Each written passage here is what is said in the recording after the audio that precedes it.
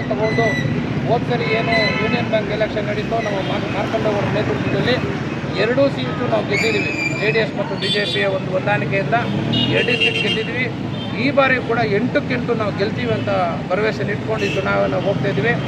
ಎಲ್ಲ ನಮ್ಮ ಮತದಾರರಲ್ಲಿ ನಾನು ಕೇಳ್ಕೊಳ್ಳೋದಿಷ್ಟೇ, ಬಂಗಾರಪೇಟೆಯಲ್ಲಿ ಈ ಸರಿ ಏನೋ BJP ಅವರು 2 ಗೆದ್ದಿದ್ದೀನಿ ಎಂದು ಬೀಗ್ತಾ ಇದ್ದಾರೆ. ಈ ಎಲೆಕ್ಷನ್ನಲ್ಲಿ ಅದು ಕೇವಲ ಸ್ವಲ್ಪ ಇದ್ದಿದ್ದ ಓಟುಗಳಲ್ಲಿ ಅವರು ಇವತ್ತು ಮೀಸೆ ತಿರುಗಿಸ್ತಾ ಇದ್ದಾರೆ.